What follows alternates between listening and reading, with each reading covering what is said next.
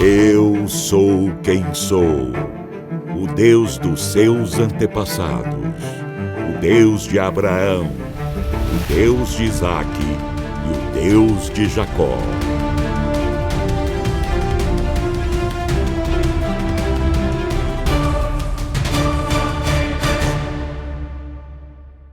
Deus é criador ou destruidor? Os dois.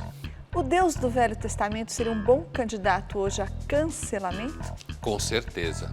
Ele ama mais os virtuosos ou os pecadores? Eu desconfio que os pecadores. Deus joga dados? Jamais. Qual a escada que leva a Deus? Nenhuma. É a graça.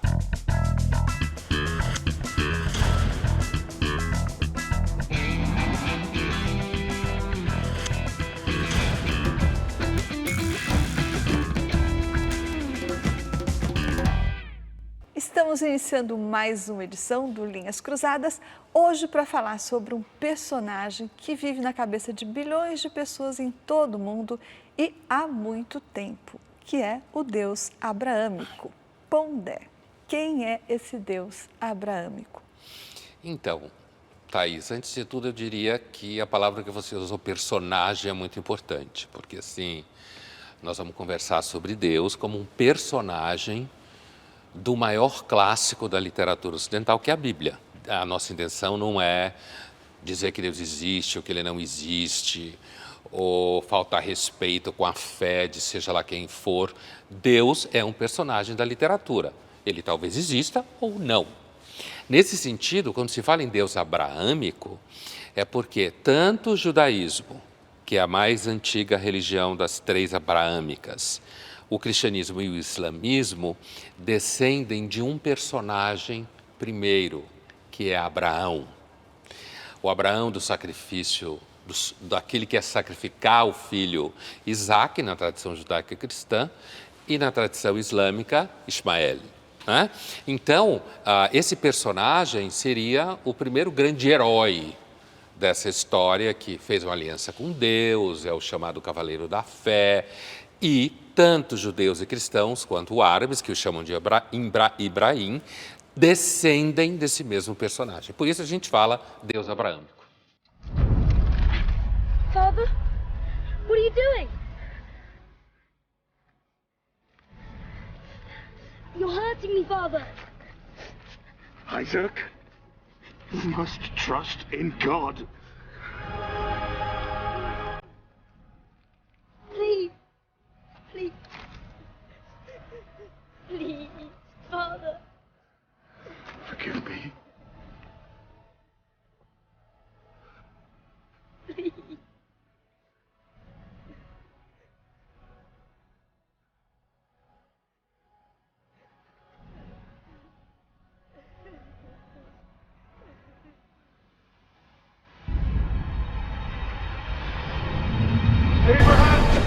E falando nesse Deus abraâmico como personagem literário, como grande personagem ocidental e personagem da Bíblia, Pondé, o que me ocorre é o seguinte: hoje a gente tem essa imagem do Deus, que foi a imagem que ficou, né, do Deus piedoso, do Deus misericordioso, do Deus Pai.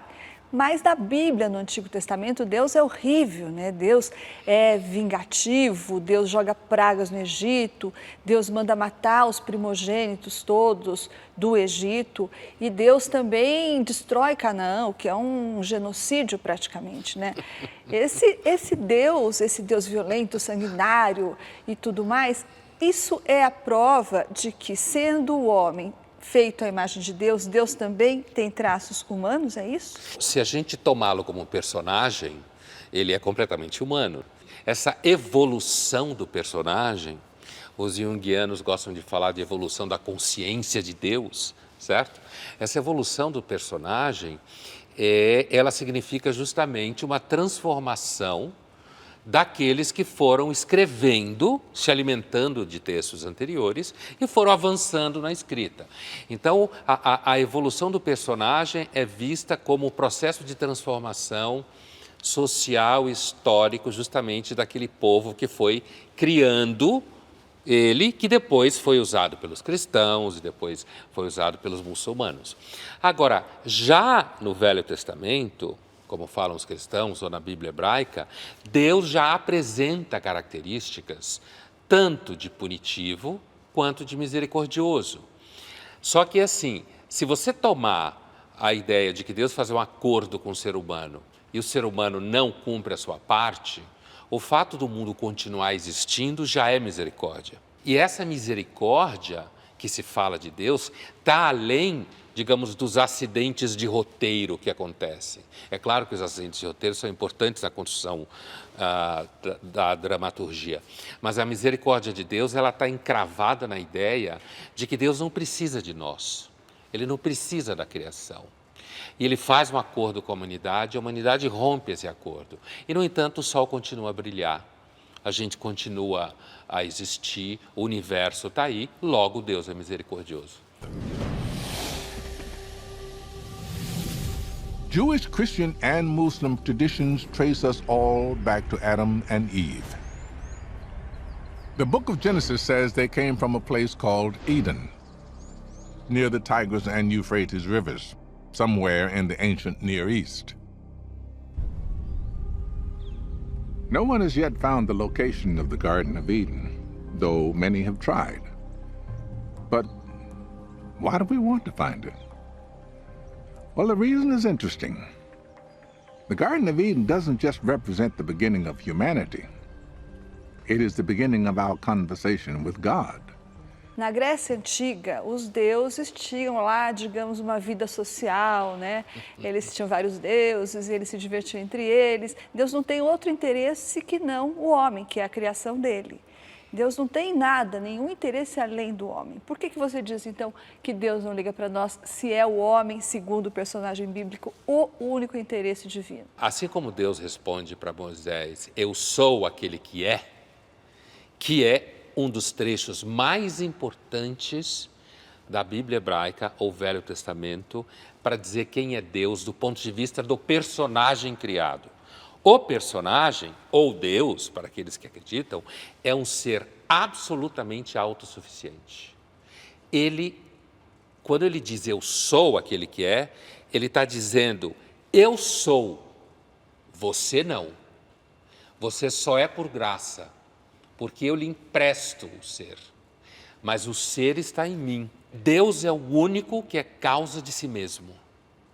É essa criação que aí tem a narrativa bíblica, depois tem todos os filósofos e teólogos judeus, cristãos, muçulmanos, que foram construindo um monte de reflexão, inclusive a partir desse trecho, que é chamada a famosa teologia do Êxodos, né? Quando ele está falando com Moisés no Sinai, que é uma espécie assim de DNA, como se fala por aí, desse Deus. Ele tudo pode, ele faz o que ele quer, ele sempre existiu e ele nunca vai acabar. Nenhum ser humano conseguiria existir desse jeito. No judaísmo, temos diferentes maneiras de entender o conceito de Deus. Tem pessoas que acham que tem 42 nomes de Deus, que tem 72 nomes, até 108. E, na verdade, estão falando de atributos de Deus, porque no judaísmo, Deus é uma realidade que faz parte da nossa vida. O conceito principal no judaísmo é o do monoteísmo ético, que a nossa fé impacta em que nós fazemos. E nós temos uma responsabilidade em relação à nossa ação. O que nós acreditamos tem que ser traduzido em nossas ações. Por isso que é importante na questão de poder respeitar a todo e cada ser humano, independentemente de sua cor, de sua credo, religião ou time. No judaísmo, o conceito de Deus é um conceito difícil de entender porque é abstrato. Deus está em todo quanto lado e nossa responsabilidade é trazer Ele mais presente em nossas vidas cotidianas, tornando Ele mais real e tornando nosso mundo um mundo um pouco melhor. A resposta do Adrian, né, que é um rabino de quem eu gosto muito, conheço bem ele, é uma resposta, eu diria, tipicamente judaica, por dois motivos, entre outros. Primeiro, porque ele faz essa referência de que tem vários nomes de Deus, uns falam uma coisa, outros falam outra coisa. E aí me vem uma piada judaica, que é, você sabe, no judaísmo se pensa muito a partir de piadas, né? Que é a seguinte, imagine se Robinson Crusoe fosse judeu. O aquele carinha que ficou na ilha. E aí, depois de algum tempo, encontraram ele e tal, ele foi mostrar tudo que ele construiu. E aí, estão passeando e tal, e aí percebem que tem 2 sinagogas. E aí perguntam para ele, mas espera aí, você estava morando aqui nessa ilha sozinho esses anos todos, para que você tinha construído 2 sinagogas? E ele responde, aquela é que eu frequento, aquela eu não passo nem na porta. Ou seja, quando a gente fala que 2 judeus, 3 ideias, significa que o judaísmo é uma religião do pensamento. Deus quer que a gente pense e seja inteligente. E daí essa multiplicidade de opiniões que o Adrian fez referência. A outra coisa na fala do Adrian, que é bastante judaica na definição de Deus, é o caráter ético da religião judaica.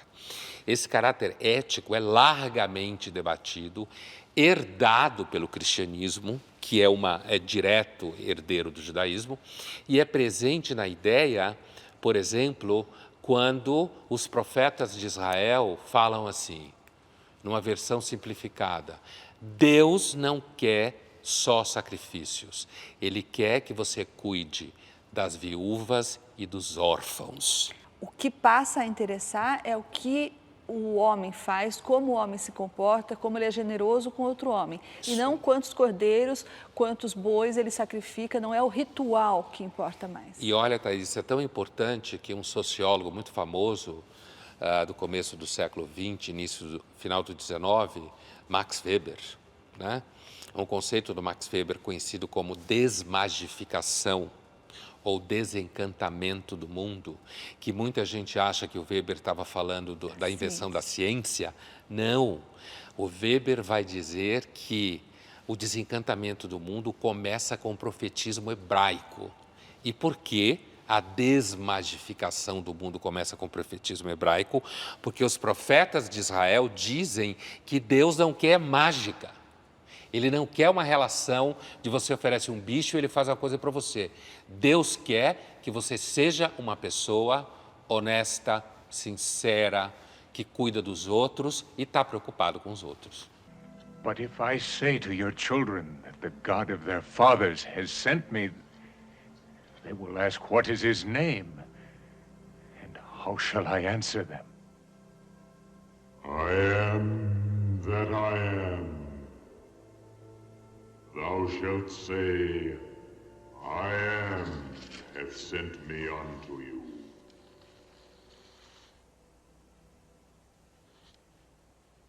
Pondé, essa famosa frase bíblica, ela reitera aquilo que você falou sobre a autossuficiência de Deus? Na Bíblia hebraica, você não tem uma palavra que descreva exatamente o que é natureza. Essa concepção de natureza, de um ser autossuficiente que tem suas próprias leis. Tudo existe porque Deus mantém existindo, pela graça dele, como falam os cristãos. Portanto, quando ele fala eu sou aquele que é, ou eu sou quem eu sou, na versão hebraica, que não tem presente do verbo ser, Deus fala no futuro. A gente pode traduzir como eu serei aquele que serei, por exemplo. Então, na versão grega, ele está afirmando a plenitude dele, que ele é a causa de tudo. Só ele é incausado, como a gente fala em filosofia. Incausado. Incausado. Já na versão hebraica, a ideia é que ele está, ao dizer que ele será aquilo que ele será, eu serei aquele que serei, ele está afirmando a liberdade absoluta. Isso significa o quê? Significa uma coisa bem importante, Thaís. O Deus de Israel não tem lugar na linguagem. Ele está tão acima da capacidade de representação humana que a gente usa termos, como dizia o Adrian, vários termos, que se referem a atributos que a gente dá a ele. Mas ele, enquanto ser, ele é tão absolutamente transcendente que ele não cabe na nossa representação psíquica, nem na nossa linguagem, certo? Por isso, ele é o único que é plenamente e, ao mesmo tempo, ele é o único que é dono de si plenamente. Por isso, serei aquele que serei. Ô, Pondé, vamos falar da Betsabá, vai? Né? É só levantar. Porque Eu daí adoro a essa gente história. Linhas Cruzadas volta já já.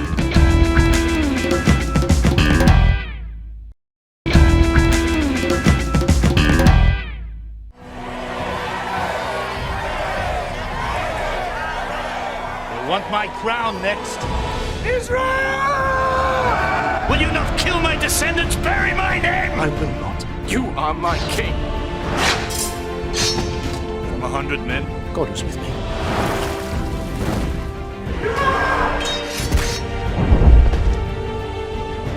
Our time has come.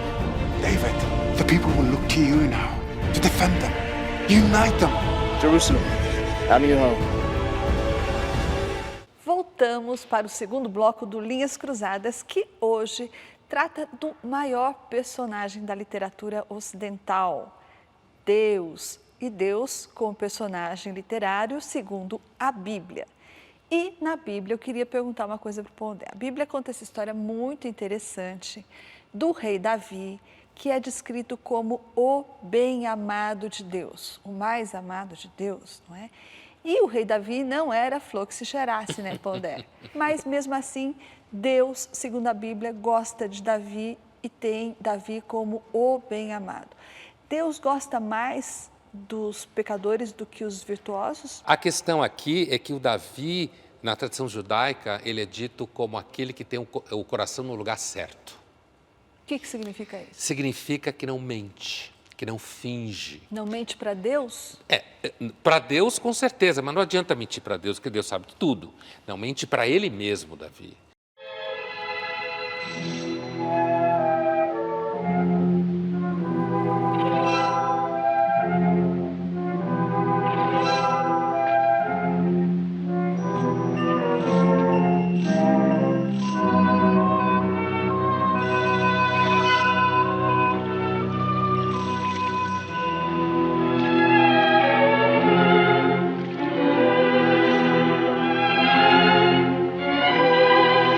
O Davi, ele se apaixona, em hebraico você fala Batsheva, né? Betsabá. Ele se apaixona por Betsabá. Betsabá é casada, ele tem lá um monte de mulheres e tal, claro, mas ele fica obcecado por ela. E segundo a história, ela também se apaixona por ele. E aí vai ficando claro com o tempo para a população que ele vive em adultério. Né? Ele e ela. E depois que ele cria uma situação para o marido dela morrer. Então, ali é o pecado total. Então, Israel passa por uma seca, se morre de sede, falta comida. E aí falam, não, isso é culpa de Davi, culpa de Davi, culpa de Davi. E Deus não castiga Davi. Essa é a questão. Né? Sendo que ele é praticamente um assassino, porque ele criou uma situação para eliminar o adversário dele. E mesmo assim, Deus gosta dele, porque então, como você falou, não é que Deus ama os pecadores, mas os honestos consigo mesmo. Há uma suspeita com relação a quem se acha virtuoso e há um reconhecimento de que aquele que sofre com a consciência do pecado é, na verdade, virtuoso. Jesus Cristo é a encarnação disso. Ele é um personagem, uma pessoa, foi uma pessoa que ele está profundamente imbuído dessa consciência. E eu vou dar um exemplo, a famosa passagem da adúltera, certo? Que não é Madalena, que o cinema criou uma baita confusão e tem muita gente por aí que pensa que a mulher adúltera das pedras é Madalena. Não é, é outra mulher. Essa mulher é levada a Jesus, como todo mundo sabe, e os caras perguntam se ela não merece ser apedrejada, coisa que a Betsabá quase foi. Na verdade, os caras estão querendo aprontar com Jesus ali para ver o que ele vai fazer e tal. E Jesus tem uma tirada, que é uma tirada muito sábia, mas que é na mesma linha dessa coisa da inversão, da suspeita. Ah, você se diz virtuoso? Você deve ser um mentiroso. Ah, você está sofrendo com a dor da culpa de que você reconhece o que você faz? Chega aqui. Ou seja, quanto melhor você se acha, mais longe de Deus você está. Quanto mais consciência você tem de que você é um pecador, mais perto de Deus você está. Quem tiver livre de pecado, que atire a primeira pedra. E vai todo. Muito bem. Linhas Cruzadas volta daqui a pouquinho.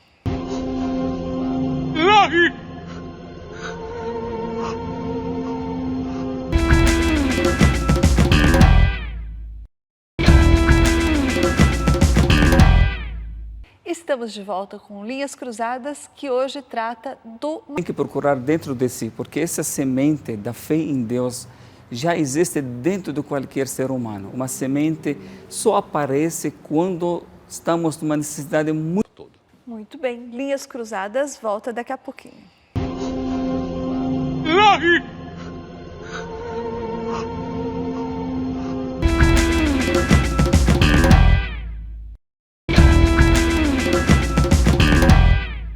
Estamos de volta com Linhas Cruzadas, que hoje trata do... Tem que procurar dentro de si, porque essa semente da fé em Deus já existe dentro de qualquer ser humano. Uma semente só aparece quando estamos numa necessidade muito grande. Mundell Sheikh fala que não existe ninguém semelhante a Deus. Essa é a principal diferença entre o cristianismo e o islamismo? É uma diferença essencial, né? Nesse sentido, o islamismo está mais próximo do judaísmo. E o Sheikh Muhammad al-Bukai, ele descreveu, digamos, filosoficamente, de modo muito claro, essa figura de Deus, que é justamente essa figura que a gente não consegue entender. Ele faz analogia com estar dentro do ventre da mãe e um bebê, como ele pode descrever isso tudo. Então ele fala justamente daquele caráter não representável de Deus. Mas a fala do Sheikh, ela foi, digamos assim, ela foi muito clara e didática para dar esse caráter irrepresentável. Também a ideia da semente, né, de que você encontra Deus nos momentos em que você precisa, ou que você mais sofre, e que está dentro de nós. O islamismo é uma religião extremamente mística, né? Produziu uma tradição mística gigantesca, e uma tradição mística que inclusive fala do que o Al-Bukai fala no começo, que é justamente a característica primeira de Deus escrita no Alcorão, que é clemente e misericordioso, que a gente falava no começo, né? Que é como se Deus respirasse misericórdia, ou a misericórdia fosse o oxigênio. E é muito bom que a gente tenha essa percepção, porque, infelizmente, se tem uma imagem muito no Ocidente de que o Islã é uma religião de terrorista.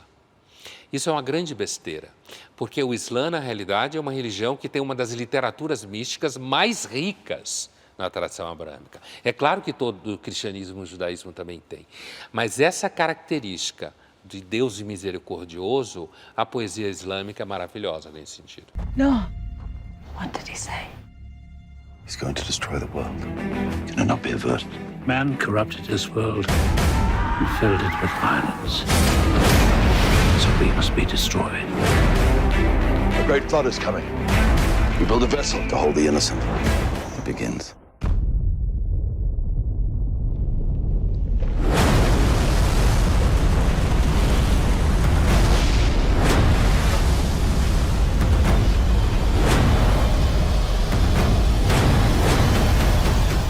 Você falou que no islamismo a principal característica, ou as principais características, são a clemência e a misericórdia, as características divinas, que são coisas muito diferentes, como a gente falou lá no começo, daquele Deus descrito pela Bíblia no Velho Testamento, que é um Deus que hoje estaria sujeito até a cancelamento, não é? De tão misógino, inclemente, raivoso, tóxico, diriam alguns, né?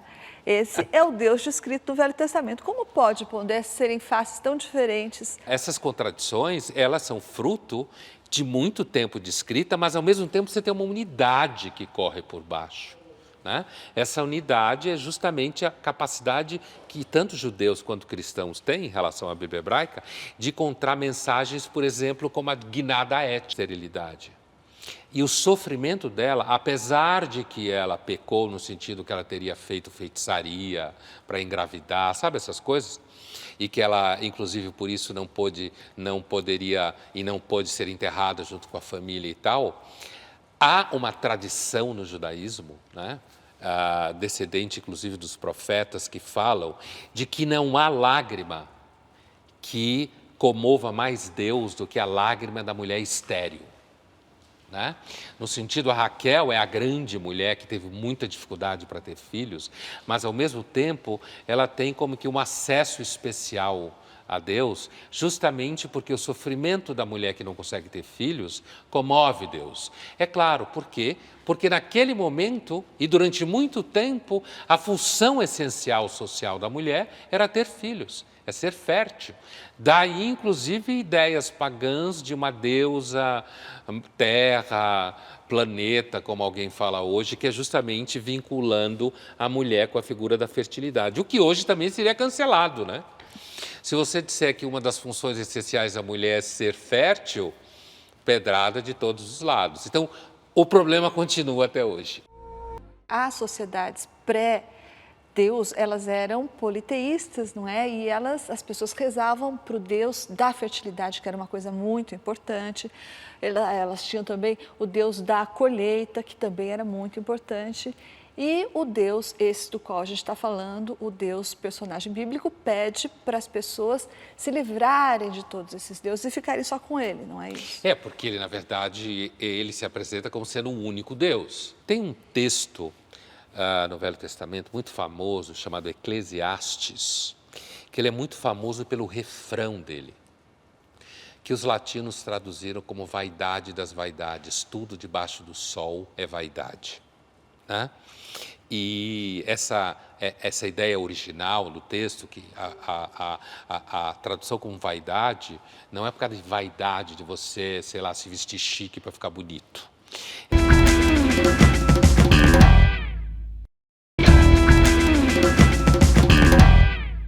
Estamos de volta com Linhas Cruzadas, que hoje trata do... Tudo é vazio.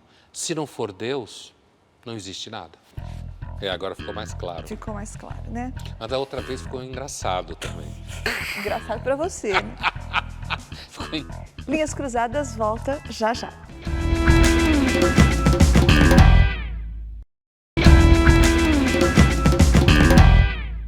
And God points out this guy Job, his servant, showing how righteous and good he is. And then one of these angelic creatures approaches. He's referred to in Hebrew as the Satan. So he thinks Job is just working the system?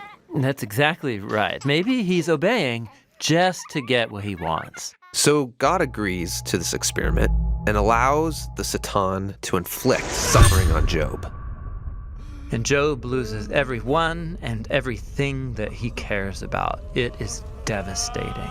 And remember, he deserves none of this. God himself said so. The remarkable thing is that in the midst of all this suffering, Job still praises God. O que essa triste história desse sofredor servo de Deus nos ensina é que a autoidolatria e o autoelogio são bons caminhos para a gente se distanciar de Deus, segundo a Bíblia. Essa história também nos ensina que o raciocínio, o princípio do dar para receber também não funciona?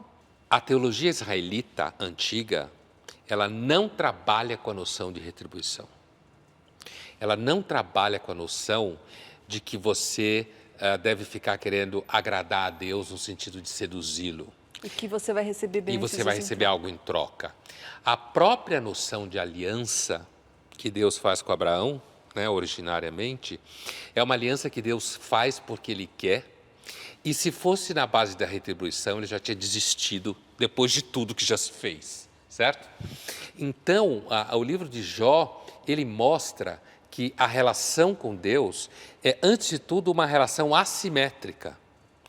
Deus criou o mundo, ninguém sabe por quê, porque Ele não estava entediado. Deus não precisa que os homens fiquem adorando Ele, ou o tempo inteiro querendo agradá-lo, porque, como a gente viu aqui, Deus adora Davi, dentro da narrativa, né? Eu estou falando, Deus adora Davi, que não é lá um sujeito muito perfeito.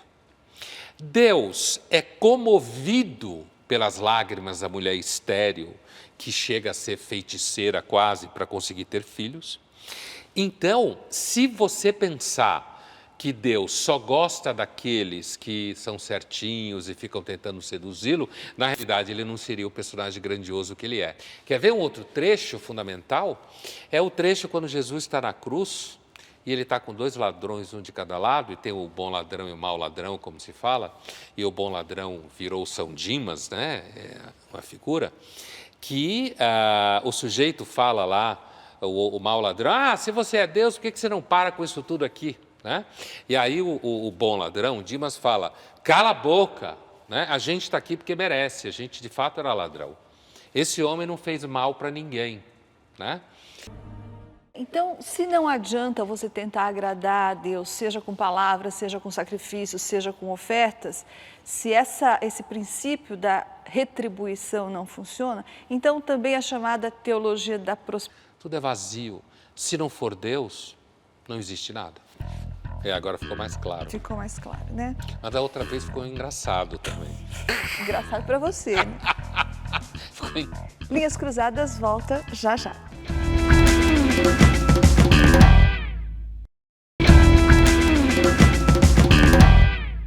And God points out this guy Job, his servant, showing how righteous and good he is. And then one of these angelic creatures approaches. He's referred to in Hebrew as the Satan. So he thinks Job is just working the system? That's exactly right. Maybe he's obeying just to get what he wants. So God agrees to this experiment and allows the Satan to inflict suffering on Job. And Job loses everyone and everything that he cares about. It is devastating. And remember, he deserves none of this. God himself said so. The remarkable thing is that in the midst of all this suffering, Job still praises God. O que essa triste história desse sofredor servo de Deus nos ensina é que a autoidolatria e o autoelogio são bons caminhos para a gente se distanciar de Deus, segundo a Bíblia. Essa história também... Tudo é vazio. Se não for Deus, não existe nada. Agora ficou mais claro. Ficou mais claro, né? Mas da outra vez ficou engraçado também. Engraçado para você, né? Linhas Cruzadas volta já já.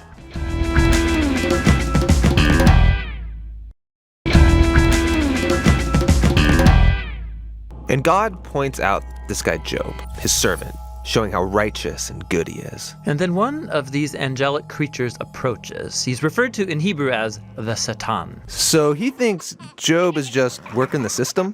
That's exactly right. Maybe he's obeying just to get what he wants. So God agrees to this experiment and allows the Satan to inflict suffering on Job. And Job loses everyone and everything that he cares about. It is devastating. And remember, he deserves none of this. God himself said so. The remarkable thing is that in the midst of all this suffering, Job still praises God. O que essa triste história desse sofredor servo de Deus nos ensina é que a autoidolatria e o autoelogio são bons caminhos para a gente se distanciar de Deus, segundo a Bíblia. Essa história também nos ensina que o raciocínio, o princípio do dar para receber também não funciona. A teologia israelita antiga, ela não trabalha com a noção de retribuição. Ela não trabalha com a noção, tudo é vazio. Se não for Deus, não existe nada. Agora ficou mais claro. Ficou mais claro, né? Mas da outra vez ficou engraçado também. Engraçado para você, né? Linhas Cruzadas volta já já.